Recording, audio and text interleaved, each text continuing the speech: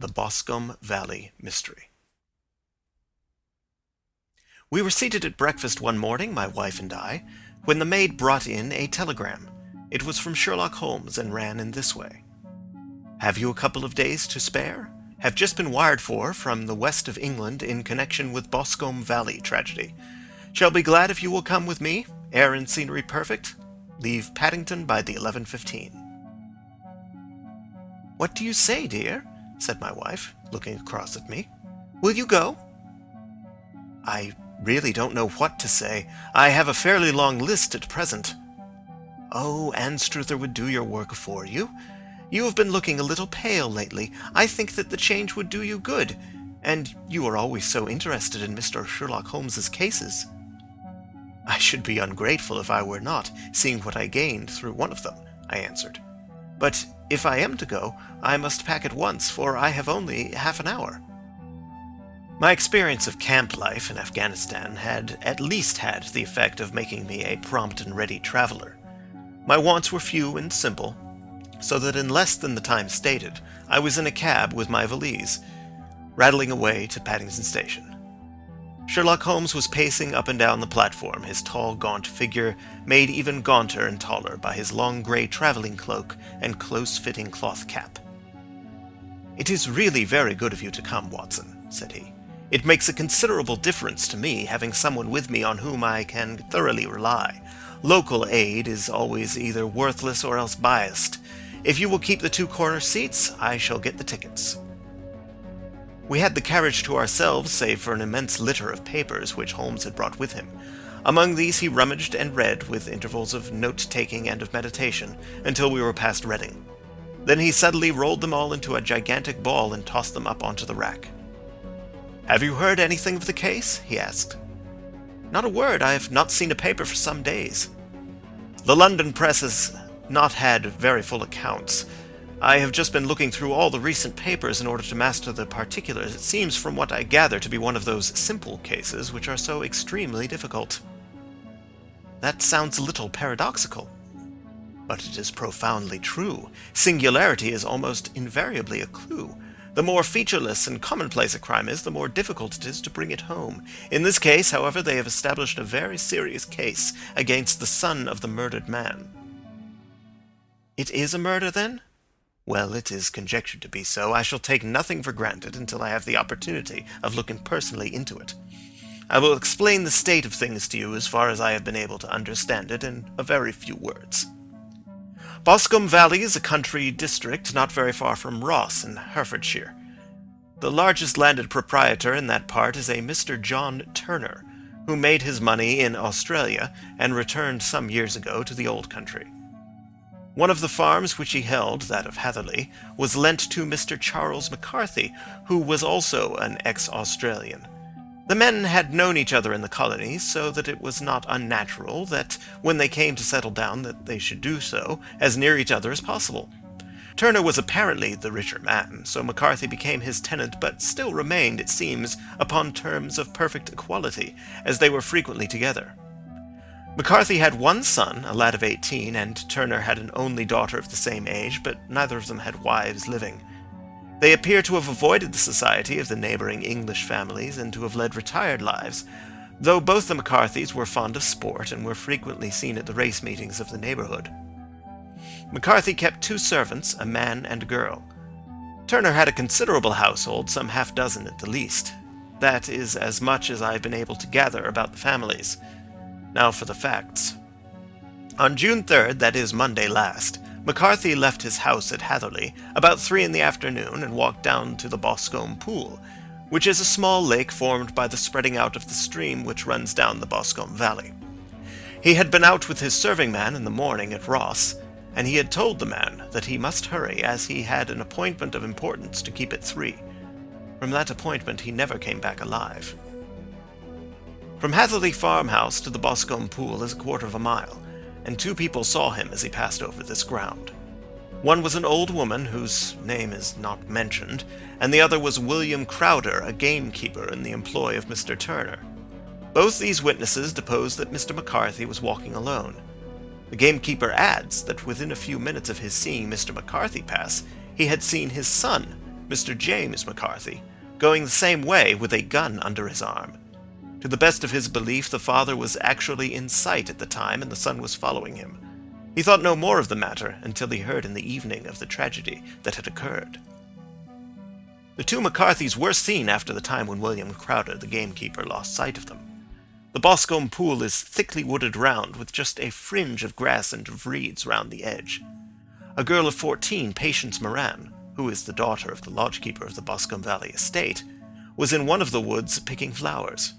She states that while she was there she saw, at the border of the wood and close by the lake, Mr. McCarthy and his son, and that they appeared to be having a violent quarrel.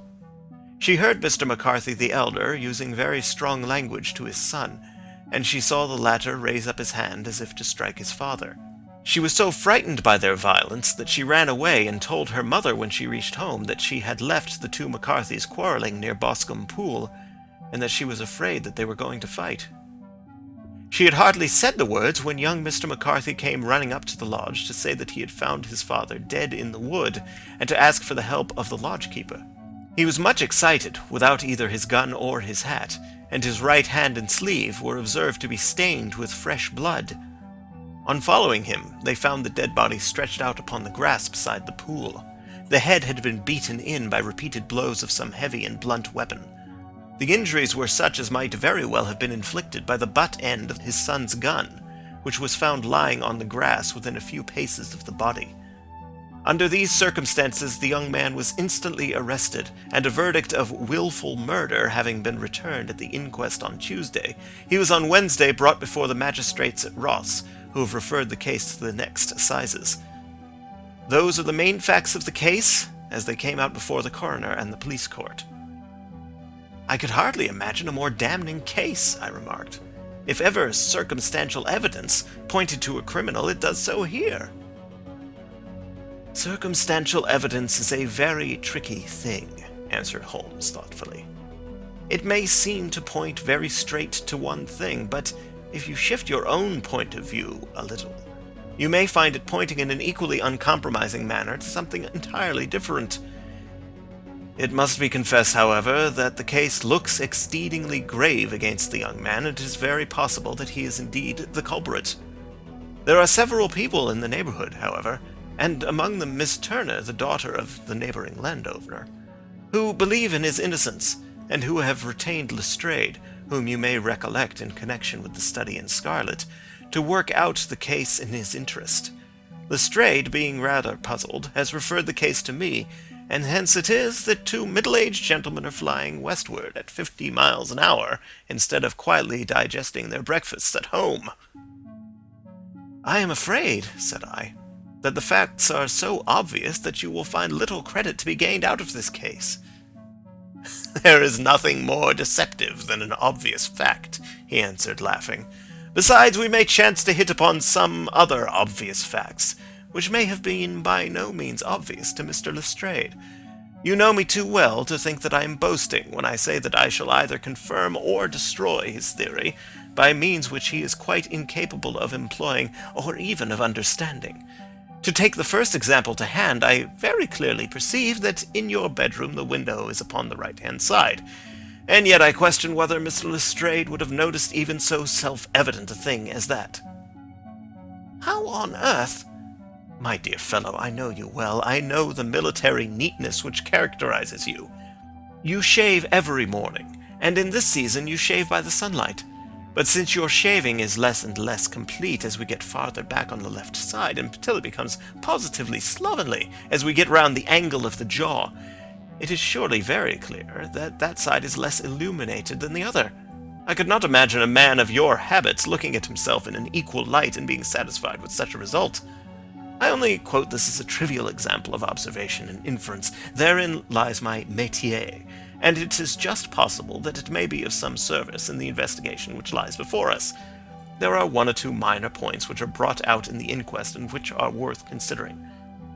"What are they?" "It appears that his arrest did not take place at once, but after the return to Hatherley Farm. On the Inspector of Constabulary informing him that he was a prisoner, he remarked that he was not surprised to hear it, and that it was no more than his deserts. This observation of his had the natural effect of removing any traces of doubt which might have remained in the minds of the coroner's jury.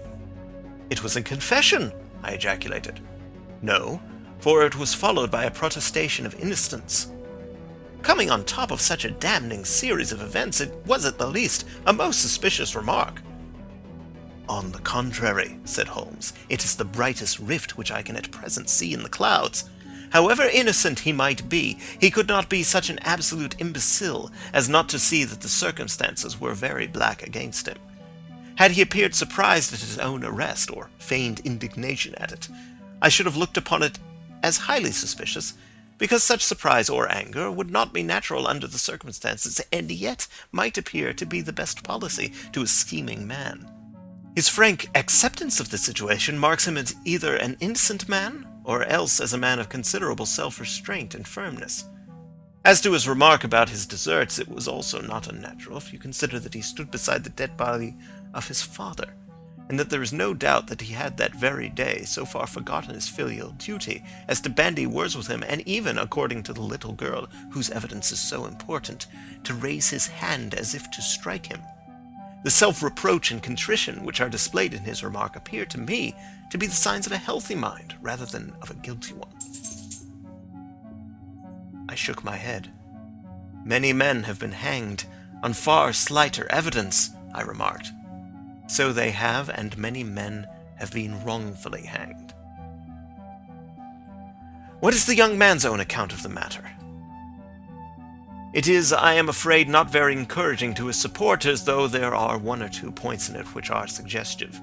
You will find it here and may read it for yourself." He picked out from his bundle a copy of the local Herefordshire paper, and having turned down the sheet, he pointed out the paragraph in which the unfortunate young man had given his own statement of what had occurred. I settled myself down in the corner of the carriage and read it very carefully. It ran in this way: "Mr. James McCarthy, the only son of the deceased, was then called and gave evidence as follows. I had been away from home for 3 days at Bristol, and had only just returned upon the morning of last Monday the 3rd. My father was absent from home at the time of my arrival, and I was informed by the maid that he had driven over to Ross with John Cobb, the groom. Shortly after my return, I heard the wheels of his trap in the yard, and, looking out of my window, I saw him get out and walk rapidly out of the yard, though I was not aware in which direction he was going. I then took my gun and strolled out in the direction of the Boscombe Pool with the intention of visiting the rabbit warren which is upon the other side. On my way I saw William Crowder, the gamekeeper, as he had stated in his evidence, but he is mistaken in thinking that I was following my father. I had no idea that he was in front of me. When about 100 yards from the pool I heard a cry of coo-ee, which is an unusual signal between my father and myself. I then hurried forward and found him standing by the pool. He appeared to be much surprised at seeing me, and asked me rather roughly what I was doing there. A conversation ensued which led to high words and almost to blows, for my father was a man of a very violent temper. Seeing that his passion was becoming ungovernable, I left him and returned towards Hatherley Farm. I had not gone more than 150 yards, however, when I heard a hideous outcry behind me, which caused me to run back again. I found my father expiring upon the ground with his head terribly injured. I dropped my gun and held him in my arms, but he almost instantly expired. I knelt beside him for some minutes, and then made my way to Mr. Turner's lodge-keeper, his house being the nearest, to ask for assistance. I saw no one near my father when I returned, and I have no idea how he came by his injuries. He was not a popular man, being somewhat cold and forbidding in his manners, but he had, as far as I know, no active enemies. I know nothing further of the matter." The coroner: "Did your father make any statement to you before he died?" Witness: "He mumbled a few words, but I could only catch some allusion to a rat." The coroner: "What did you understand by that?" Witness: "It conveyed no meaning to me. I thought that he was delirious." The coroner: "What was the point upon which you and your father had this final quarrel?" Witness: "I should prefer not to answer." The coroner: "I am afraid that I must press it." Witness: "It is really impossible for me to tell you. I can assure you that it has nothing to do with the sad tragedy which followed." The coroner: That is for the court to decide. I need not point out to you that your refusal to answer will prejudice your case considerably in any future proceedings which may arise. Witness: I still must refuse. The coroner: I understand that the cry of cooee was a common signal between you and your father. Witness: It was. The coroner: How was it then that he uttered it before he saw you and before he even knew that you had returned from Bristol? Witness, with considerable confusion: I do not know. A juryman: Did you see nothing which aroused your suspicions when you returned on hearing the cry and found your father fatally injured? Witness: Nothing definite. The coroner: What do you mean? Witness: I was so disturbed and excited as I rushed out into the open that I could think of nothing except my father. Yet I have a vague impression that as I ran forward, something lay upon the ground to the left of me. It seemed to be something grey in colour, a coat of some sort, or a plaid perhaps. When I rose from my father, I looked round for it, but it was gone. Do you mean that it had disappeared before you went to help? Yes, it was gone. You cannot say what it was? No, I had a feeling something was there. How far from the body? 12 yards or so. And how far from the edge of the wood? About the same. Then if it was removed, it was while you were within 12 yards of it? Yes, but with my back towards it. This concluded the examination of the witness. I see, said I as I glanced down the column, that the coroner in his concluding remarks was rather severe upon young McCarthy. He calls attention, and with reason, to the discrepancy about his father having signaled to him before seeing him, and also to his refusal to give details of his conversation with his father, and his singular account of his father's dying words. They are all, as he remarks, very much against the son. Holmes laughed softly to himself, and stretched himself out upon the cushioned seat. Both you and the coroner have been at some pains, said he, to single out the very strongest points in the young man's favour. Don't you see that you alternately give him credit for having too much imagination and too little? Too little if he could not invent a cause of quarrel which would give him the sympathy of the jury. Too much if he evolved from his own inner consciousness anything so outré as a dying reference to a rat, and the incident of the vanishing cloth. No, sir, I shall approach this case from the point of view that what this young man says is true, and we shall see whither that hypothesis will lead us. And now here is my pocket Petrarch, and not another word shall I say of this case until we are on the scene of action. We lunch at Swindon, and I see that we shall be there in 20 minutes. It was nearly 4 o'clock when we at last, after passing through the beautiful Stroud Valley and over the broad gleaming Severn, found ourselves at the pretty little country town of Ross. A lean ferret-like man, furtive and sly-looking, was waiting for us upon the platform. In spite of the light brown dustcoat and leather leggings which he wore in deference to his rustic surroundings, I had no difficulty in recognizing Lestrade of Scotland Yard.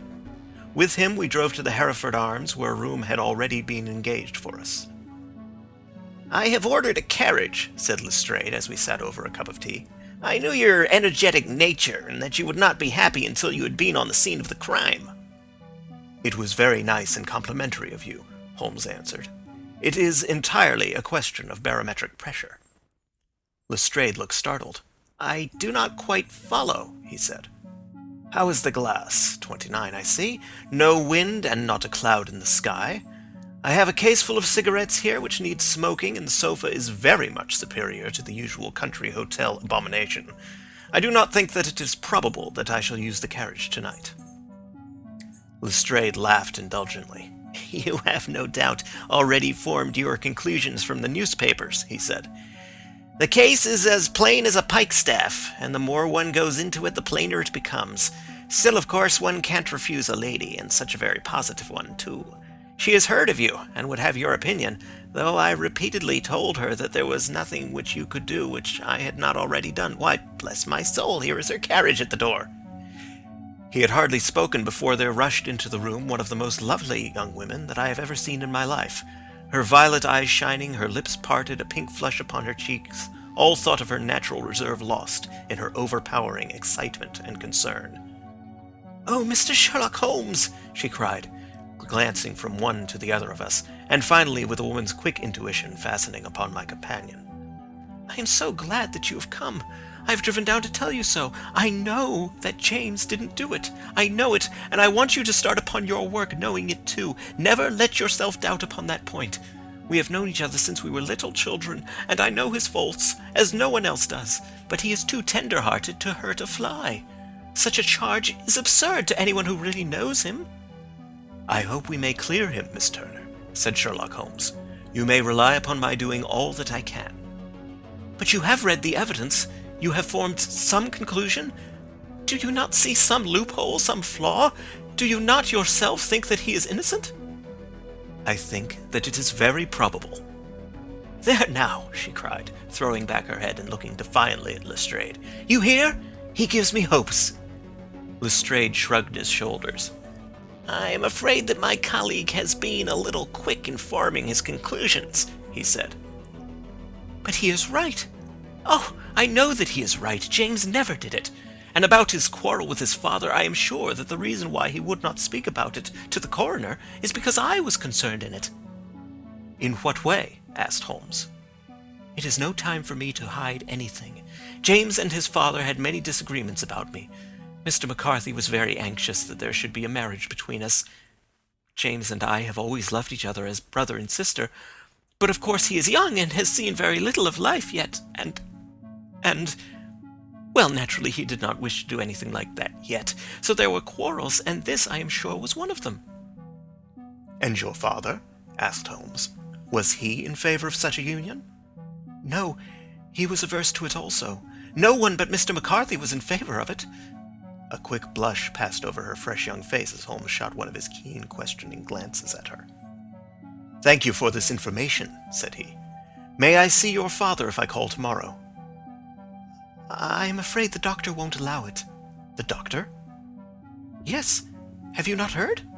Poor father has never been strong for years back, but this has broken him down completely. He is taken to his bed, and Dr. Willows says that he is a wreck, and that his nervous system is shattered. Mr. McCarthy was the only man alive who had known Dad in the old days in Victoria." "Ha! In Victoria, that is important." "Yes, at the mines." "Quite so, at the gold mines, where, as I understand, Mr. Turner made his money." "Yes, certainly." "Thank you, Miss Turner. You have been of material assistance to me." "You will tell me if you have any news tomorrow. No doubt you will go to the prison to see James. Oh, if you do, Mr. Holmes, do tell him that I know him to be innocent." "I will, Miss Turner." "I must go home now, for Dad is very ill, and he misses me so if I leave him. Goodbye, and God help you in your undertaking." She hurried from the room as impulsively as she had entered, and we heard the wheels of her carriage rattle off down the street. "I am ashamed of you, Holmes," said Lestrade with dignity after a few minutes' silence. "Why should you raise up hopes which you are bound to disappoint? I am not over-tender of heart, but I call it cruel." "I think that I see my way to clearing James McCarthy," said Holmes. "Have you an order to see him in prison?" "Yes, but only for you and me." "Then I shall reconsider my resolution about going out. We have still time to take a train to Hereford and see him tonight?" "Ample." "Then let us do so. Watson, I fear that you will find it very slow, but I shall only be away a couple of hours." I walked down to the station with them, and then wandered through the streets of the little town, finally returning to the hotel, where I lay upon the sofa, and tried to interest myself in a yellow-backed novel. The puny plot of the story was so thin, however, when compared to the deep mystery through which we were groping, and I found my attention wander so continually from the action to the fact, that I at last flung it across the room and gave myself up entirely to a consideration of the events of the day. Supposing that this unhappy young man's story were absolutely true, then what hellish thing, what absolutely unforeseen and extraordinary calamity could have occurred between the time when he parted from his father and the moment when, drawn back by his screams, he rushed into the glade? It was something terrible and deadly. What could it be? Might not the nature of the injuries reveal something to my medical instincts? I rang the bell and called for the weekly country paper, which contained a verbatim account of the inquest. In the surgeon's deposition it was stated that the posterior third of the left parietal bone and the left half of the occipital bone had been shattered by a heavy blow from a blunt weapon. I marked the spot upon my own head. Clearly such a blow must have been struck from behind. That was to some extent in favor of the accused, as when seen quarreling he was face to face with his father. Still, it did not go for very much, for the older man might have turned his back before the blow fell. Still, it might be worthwhile to call Holmes's attention to it. Then there was the peculiar dying reference to a rat. What could that mean? It could not be delirium. A man dying from a sudden blow does not commonly become delirious. No, it was more likely to be an attempt to explain how he met his fate. But what could it indicate? I cudgelled my brains to find some possible explanation. And then the incident of the grey cloth seen by young McCarthy. If that were true, the murderer must have dropped some part of his dress, presumably his overcoat, in his flight, and must have had the hardihood to return and to carry it away at the instant when the son was kneeling with his back turned not a dozen paces off. What a tissue of mysteries and improbabilities the whole thing was! I did not wonder at Lestrade's opinion, and yet I had so much faith in Sherlock Holmes's insight that I could not lose hope as long as every fresh fact seemed to strengthen his conviction of young McCarthy's innocence. It was late before Sherlock Holmes returned. He came back alone, for Lestrade was staying in lodgings in the town. "The glass still keeps very high," he remarked as he sat down. "It is of importance that it should not rain before we are able to go over the ground. On the other hand, a man should be at his very best and keenest for such nice work as that, and I did not wish to do it when fagged by a long journey. I have seen young McCarthy." "And what did you learn from him?" "Nothing." "Could he throw no light?" "None at all. I was inclined to think at one time that he knew who had done it and was screening him or her. But I am convinced now that he is as puzzled as everyone else. He is not a very quick-witted youth, though comely to look at, and I should think sound at heart." "I cannot admire his taste," I remarked, "if it is indeed a fact that he was averse to a marriage with so charming a young lady as this Miss Turner." "Ah, thereby hangs a rather painful tale.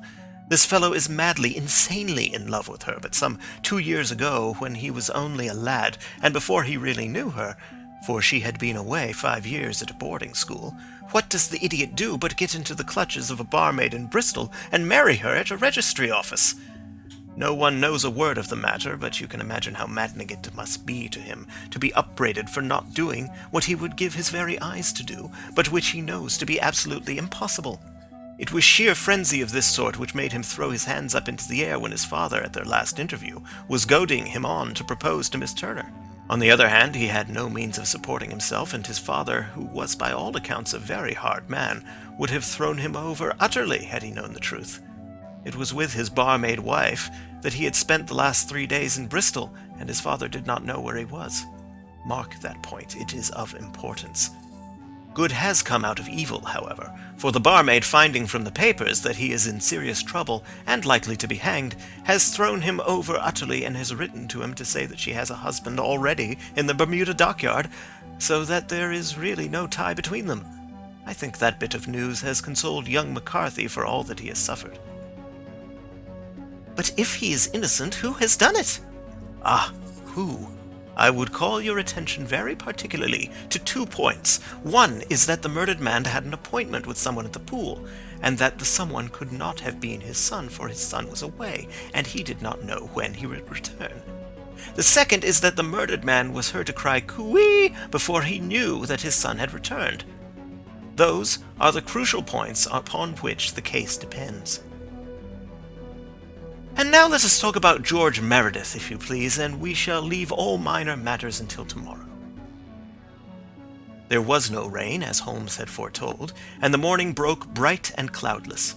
At 9 o'clock Lestrade called for us with the carriage, and we set off for Hatherley Farm and the Boscombe Pool. "Very serious news this morning," Lestrade observed. "It is said that Mr. Turner of the Hole is so ill that his life is despaired of." "An elderly man, I presume?" said Holmes. "About 60. But his constitution has been shattered by his life abroad, and he has been in failing health for some time.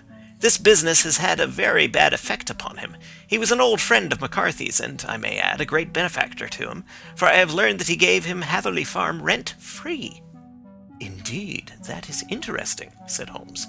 "Oh, yes. In 100 other ways he has helped him. Everybody about here speaks of his kindness to him." "Really?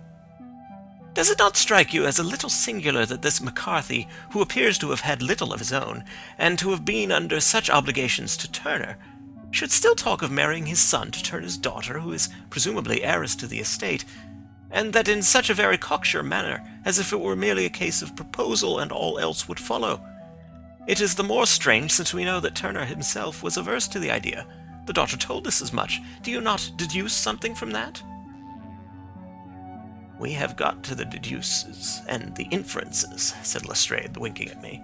"I find it hard enough to tackle facts home without flying away after theories and fancies." "You are right," said Holmes demurely. "You do find it very hard to tackle the facts." "Anyhow, I have grasped one fact which you seem to find it difficult to get hold of," replied Lestrade with some warmth. "And that is?" "That McCarthy Sr. met his death from McCarthy Jr., and that all theories to the contrary are the merest moonshine." "Well, moonshine is a brighter thing than fog," said Holmes, laughing. "But I am very much mistaken if this is not Hatherley Farm upon the left." "Yes, that is it." It was a widespread, comfortable-looking building, 2-storied, slate-roofed, with great yellow blotches of lichen upon the grey walls. The drawn blinds and the smokeless chimneys, however, gave it a stricken look, as though the weight of this horror still lay heavy upon it. We called at the door, when the maid, at Holmes's request, showed us the boots which her master wore at the time of his death, and also a pair of the son's, though not the pair which he had then had. Having measured these very carefully from 7 or 8 different points, Holmes desired to be led to the courtyard, from which we all followed the winding track which led to Boscombe Pool. Sherlock Holmes was transformed when he was hot upon such a scent as this. Men who had only known the quiet thinker and logician of Baker Street would have failed to recognize him. His face flushed and darkened, his brows were drawn into 2 hard black lines, while his eyes shone out from beneath them with a steely glitter. His face was bent downward, his shoulders bowed, his lips compressed, and the veins stood out like whipcord in his long sinewy neck. His nostrils seemed to dilate with a purely animal lust for the chase, and his mind was so absolutely concentrated upon the matter before him that a question or remark fell unheeded upon his ears, or at the most only provoked a quick, impatient snarl in reply. Swiftly and silently he made his way along the track which ran through the meadows, and so by way of the woods to the Boscombe Pool. It was damp, marshy ground, as is all that district, and there were marks of many feet, both upon the path and amid the short grass which bounded it on either side. Sometimes Holmes would hurry on, sometimes stop dead, and once he made quite a little detour into the meadow. Lestrade and I walked behind him, the detective indifferent and contemptuous, while I watched my friend with the interest which sprang from the conviction that every one of his actions was directed towards a definite end. The Boscombe Pool, which is a little reed-girt sheet of water some 50 yards across, is situated at the boundary between the Hatherley Farm and the private park of the wealthy Mr. Turner. Above the woods which lined it upon the farther side, we could see the red, jutting pinnacles which marked the site of the rich landowner's dwelling. On the Hatherley side of the pool, the woods grew very thick, and there was a narrow belt of sodden grass 20 paces across between the edge of the trees and the reeds which lined the lake. Lestrade showed us the exact spot at which the body had been found, and indeed so moist was the ground that I could plainly see the traces which had been left by the fall of the stricken man. To Holmes, as I could see by his eager face and peering eyes, very many other things were to be read upon the trampled grass. He ran round, like a dog who was picking up a scent, and then turned upon my companion. "What did you go into the pool for?" he asked. "I fished about with a rake. I thought there might be some weapon or other trace, but how on earth—" "Oh, tut, tut, I have no time. That left foot of yours with its inward twist is all over the place. A mole could trace it, and there it vanishes among the reeds. Oh, how simple it would have all been had I been here before they came like a herd of buffalo and wallowed all over it. Here is where the party with the lodge-keeper came, and they have covered all tracks for 6 or 8 feet round the body, but here are 3 separate tracks of the same feet." He drew out a lens and lay down upon his waterproof to have a better view, talking all the time rather to himself than to us. "These are young McCarthy's feet. Twice he was walking, and once he ran swiftly so that the soles are deeply marked and the heels hardly visible. That bears out his story. He ran when he saw his father on the ground. Then here are the father's feet as he paced up and down. What is this, then? It is the butt end of the gun as the son stood listening in this. Ha ha! What have we here? Tiptoes, tiptoes square, too. Quite unusual boots. They come, they go, they come again. Of course, that was for the cloak. Now, where did they come from? He ran up and down, sometimes losing, sometimes finding the track, until we were well within the edge of the wood and under the shadow of a great beech, the largest tree in the neighborhood. Holmes traced his way to the farther side of this and lay down once more upon his face with a little cry of satisfaction. For a long time he remained there, turning over the leaves and dried sticks, gathering up what seemed to me to be dust into an envelope, and examining with his lens not only the ground, but even the bark of the tree as far as he could reach. A jagged stone was lying among the moss, and this he also carefully examined and retained. Then he followed a pathway through the wood until he came to the high road, where all traces were lost. "It has been a case of considerable interest," he remarked, returning to his natural manner. "I fancy that this grey house on the right must be the lodge. I think that I will go in and have a word with Moran, and perhaps write a little note. Having done that, we may drive back to our luncheon. You may walk to the cab, and I shall be with you presently." It was about 10 minutes before we regained our cab and drove back into Ross, Holmes still carrying with him the stone which he had picked up in the wood.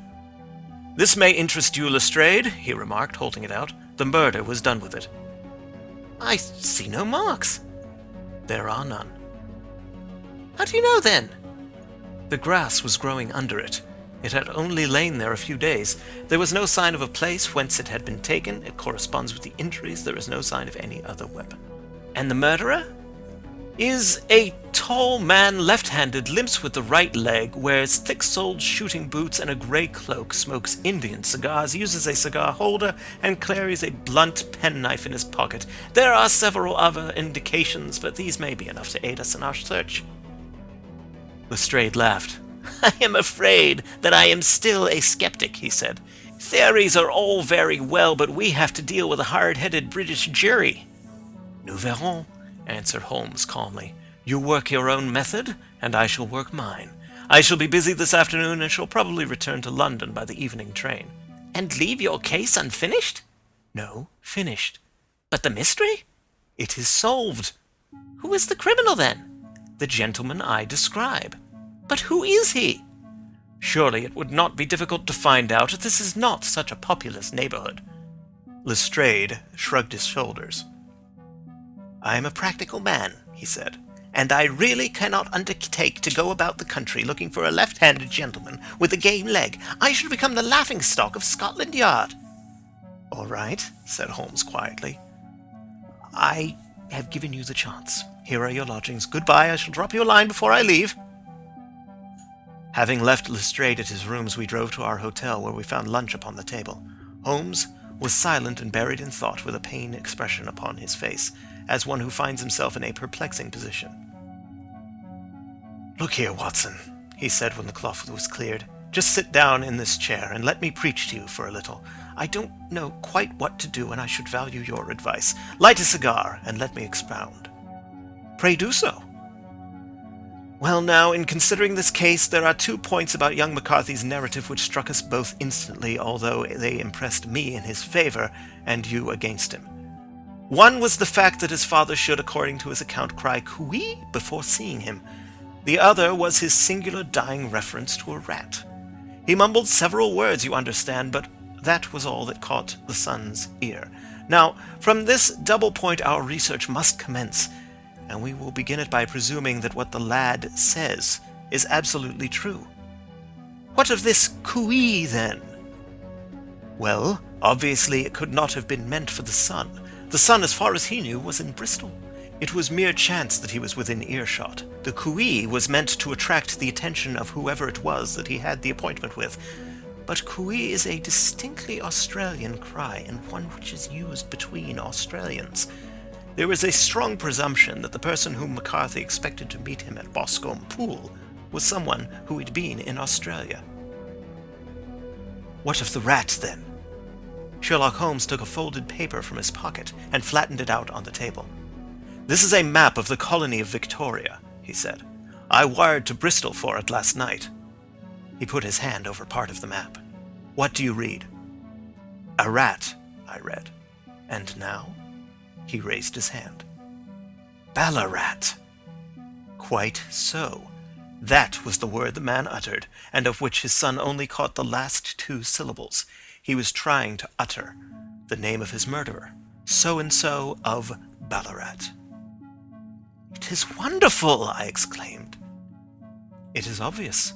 And now you see I had narrowed the field down considerably. The possession of a grey garment was a third point which, granting the son's statement to be correct, was a certainty. We have come now out of mere vagueness to the definite conception of an Australian from Ballarat with a grey cloak. Certainly. And one who was at home in the district, for the pool can only be approached by the farm or by the estate, where strangers could hardly wander. Quite so. Then comes our expedition of today. By an examination of the ground I gained the trifling details which I gave to that imbecile Lestrade as to the personality of the criminal. But how did you gain them? You know my method. It is founded upon the observation of trifles. His height I might know that you might roughly judge from the length of his stride. His boots, too, might be told from their traces. Yes, they were peculiar boots. But his lameness? The impression of his right foot was always less distinct than his left. He put less weight upon it. Why? Because he limped. He was lame. But his left-handedness? You were yourself struck by the nature of the injury as recorded by the surgeon at the inquest. The blow was struck from immediately behind and yet was upon the left side. Now, how can that be, unless it were by a left-handed man? He had stood behind that tree during the interview between the father and son. He had even smoked there. I found the ash of a cigar, which my special knowledge of tobacco ashes enables me to pronounce as an Indian cigar. I have, as you know, devoted some attention to this, and written a little monograph on the ashes of 140 different varieties of pipe, cigar, and cigarette tobacco. Having found the ash, I then looked round and discovered the stump among the moss where he had tossed it. It was an Indian cigar, of the variety which are rolled in Rotterdam. And the cigar holder? I could see that the end had not been in his mouth, therefore he used a holder. The tip had been cut off, not bitten off, but the cut was not a clean one, so I deduced a blunt penknife. "Holmes," I said, "you have drawn a net round this man from which he cannot escape, and you have saved an innocent human life as truly as if you had cut the cord which was hanging him. I see the direction in which all this points. The culprit is—" "Mr. John Turner," cried the hotel waiter, opening the door of our sitting-room and uttering in a visitor. The man who entered was a strange and impressive figure. His slow, limping step and bowed shoulders gave the appearance of decrepitude, and yet his hard, deep-lined, craggy features and his enormous limbs showed that he was possessed of unusual strength of body and of character. His tangled beard, grizzled hair, and outstanding drooping eyebrows combined to give an air of dignity and power to his appearance, but his face was of an ashen white, while his lips and the corners of his nostrils were tinged with a shade of blue. It was clear to me at a glance that he was in the grip of some deadly and chronic disease. "Pray sit down on the sofa," said Holmes gently. "You had my note?" "Yes, the lodge-keeper brought it up. You said that you wished to see me here to avoid scandal." "I thought people would talk if I went to the hall." "And why did you wish to see me?" He looked across at my companion with despair in his weary eyes, as though his question was already answered. "Yes," said Holmes, answering the look rather than the words. "It is so. I know all about McCarthy." The old man sank his face in his hands. "God help me," he cried. "But I would not have let the young man come to harm.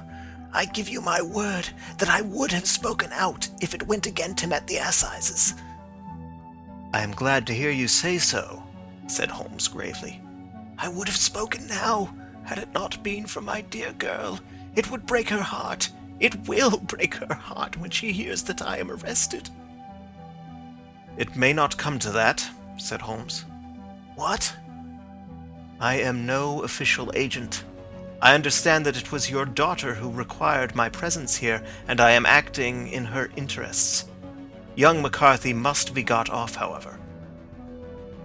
"I am a dying man," said old Turner. "I have had diabetes for years. My doctor says it is a question whether I shall live a month, yet I would rather die under my own roof than in a jail." Holmes rose and sat down at the table with his pen in his hand, and a bundle of paper before him. "Just tell us the truth," he said. "I shall jot down the facts, you will sign it, and Watson here can witness it. Then I could produce your confession at the last extremity to save young McCarthy. I promise you that I shall not use it unless it is absolutely needed." "It's as well," said the old man. "It's a question whether I shall live to the assizes, so it matters little to me, but I should wish to spare Alice the shock. And now I will make the thing clear to you. It has been a long time in the acting, but it will not take me long to tell. You didn't know this dead man, McCarthy. He was a devil incarnate, I tell you that. God keep you out of the clutches of such a man as he. His grip has been upon me these 20 years, and he has blasted my life. I'll tell you first how I came to be in his power. It was in the early 60s at the diggings. I was a young chap then, hot-blooded and reckless, ready to turn my hand at anything. I got among bad companions, took to drink, had no luck with my claim, took to the bush, and in a word became what you would call over here a highway robber.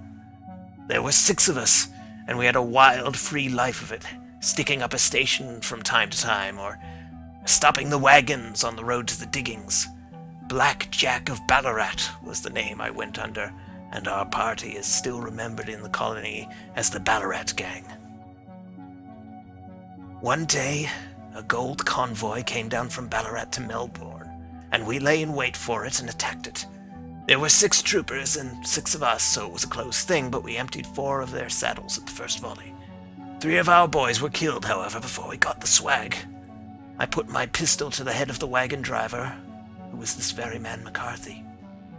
I wished to the Lord that I had shot him then, but I spared him, though I saw his wicked little eyes fixed on my face as though to remember every feature.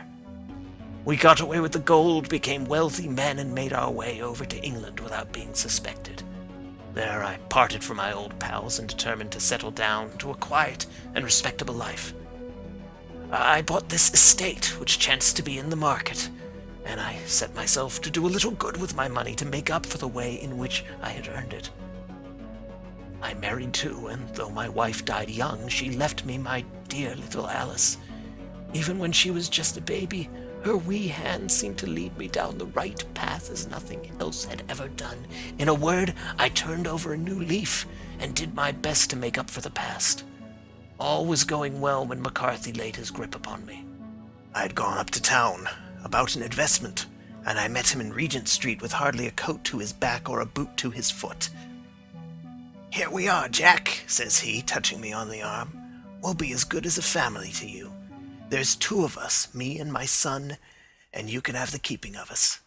If you don't, it's a fine, law-abiding country is England, and there's always a policeman within hail." Well, down they came to the West Country. There was no shaking them off, and there they have lived rent-free on my best land ever since. There was no rest for me, no peace, no forgetfulness. Turn where I would, there was his cunning, grinning face at my elbow. It grew worse as Alice grew up, for he soon saw I was more afraid of her knowing my past than of the police. Whatever he wanted he must have, and whatever it was I gave him, without question. Land, money, houses, until at last he asked a thing which I could not give. He asked for Alice. His son, you see, had grown up, and so had my girl. And as I was known to be in weak health, it seemed a fine stroke to him that his lad should step into the whole property. But there I was firm. I would not have his cursed stock mixed with mine. Not that I had any dislike to the lad, but his blood was in him, and that was enough. I stood firm. McCarthy threatened. I braved him to do his worst. We were to meet at the pool midway between our houses to talk it over. When I went down there, I found him talking with his son, so I smoked a cigar and waited behind a tree until he should be alone. But as I listened to his talk, all that was black and bitter in me seemed to come uppermost. He was urging his son to marry my daughter with as little regard for what she might think, as if she were a slut from off the streets. It drove me mad to think that I and all that I held most dear should be in the power of such a man as this. Could I not snap the bond? I was already a dying and desperate man. Though clear of mind and fairly strong of limb, I knew that my own fate was sealed. But my memory and my girl both could be saved if I could but silence that foul tongue. I did it, Mr. Holmes. I would do it again. Deeply as I have sinned, I have led a life of martyrdom to atone for it. But that my girl should be entangled in the same meshes which held me was more than I could suffer. I struck him down with no more compunction than if he had been some foul and venomous beast. His cry brought back his son, but I had gained the cover of the wood, though I was forced to go back to fetch the cloak which I had dropped in my flight. That is the true story, gentlemen, of all that occurred. Well, it is not for me to judge you, said Holmes, as the old man signed the statement which had been drawn out. I pray that we may never be exposed to such a temptation. I pray not, sir. And what do you intend to do? In view of your health? Nothing. You are yourself aware that you will soon have to answer for your deed at a higher court than the assizes. I will keep your confession, and if McCarthy is condemned, I shall be forced to use it. If not, it shall never be seen by mortal eye, and your secret, whether you be alive or dead, shall be safe with us. Farewell, then, said the old man solemnly. Your own deathbeds, when they come, will be the easier for the thought of the peace which you have given to mine.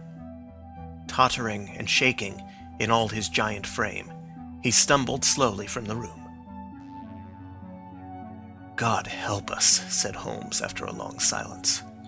Why does fate play such tricks with poor, helpless worms? I never hear of such a case as this that I do not think of Baxter's words and say, there, but for the grace of God, goes Sherlock Holmes.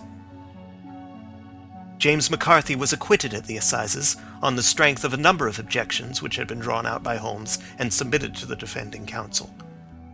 Old Turner lived for 7 months after our interview, but he is now dead, and there is every prospect that the son and daughter may come to live happily together in ignorance of the black cloud which rests upon their past.